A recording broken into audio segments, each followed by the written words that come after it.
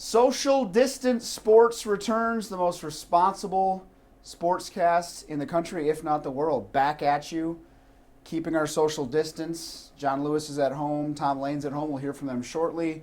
Almost in a cruel twist. Beautiful weather today. Oh. Felt like opening day weather. Amazing. And everyone that I talk to who gets to stay at home and work or, unfortunately isn't working at all, this is the one time they had something above me and could say, have fun at work today. I'll be at the park.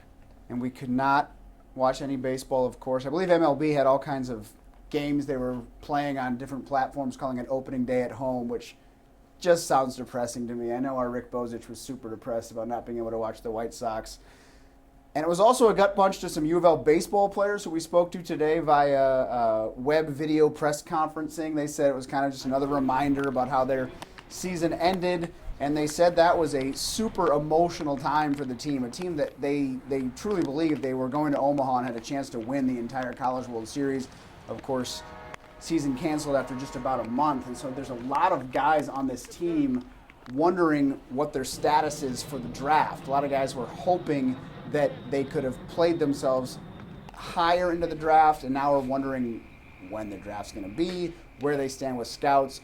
And it's just a real time of uncertainty for these guys. The old saying was, it's a long season, so don't worry if you don't start off too well, but it wasn't a long season. It was a short one. It was going to be a big year for a lot of us, and I think a lot of guys are going to make moves and be able to kind of get what they wanted when it came to the draft. And obviously it's a tough situation, and we don't really know what's going to happen, but all we can do is just kind of keep getting better and just kind of wait and see what happens.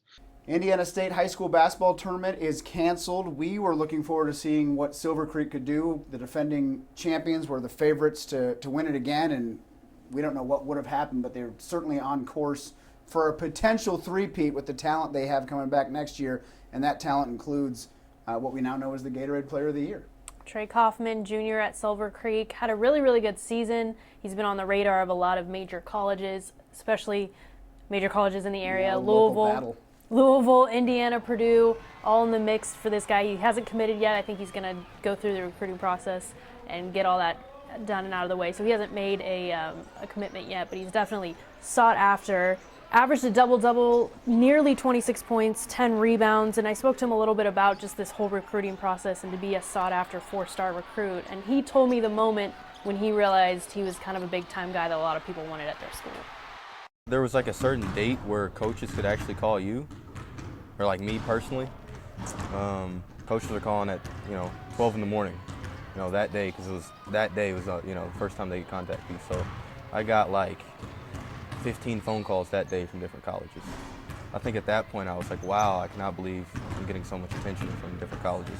Congratulations to Alex Matthews of John Hardin. He is the Gatorade Player of the Year in Kentucky. 23 points, more than 10 rebounds per game, and he led the team to the semifinals in the 5th region. With that, let's see what everyone else in the department was up to today.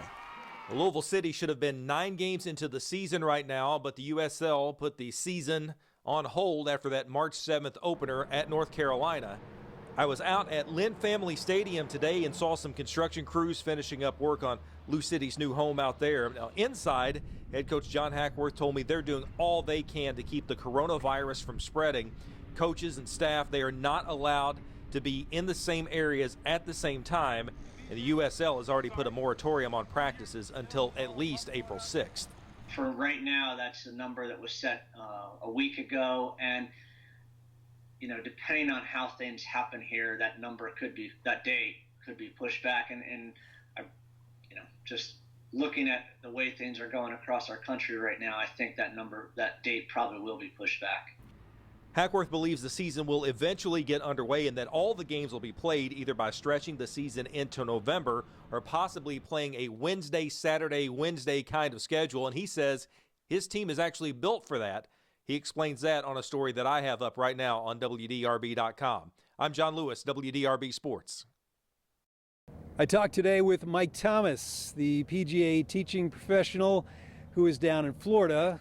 He, of course, is from Louisville, father and teacher of Justin Thomas, 4th-ranked player in the world. They were down there for the Players' Championship when things were shut down, and Mike and his wife, Janie, are still down in Florida. Mike's been working with some of his Louisville pupils online, but he's not working much with his star pupil. When you play golf for a living and you don't have anything to work towards, he has not played the last week or so. Mike said Justin was also disappointed that the Olympics were postponed. He was currently one of the qualifiers for the U.S. Chance to be in that event for the first time. But that could be next year, and whether there are majors played or really any golf played later this season, Mike said he and Justin realize that there are a lot of other people going through a lot more serious things right now. Tom Lane, WDRB Sports.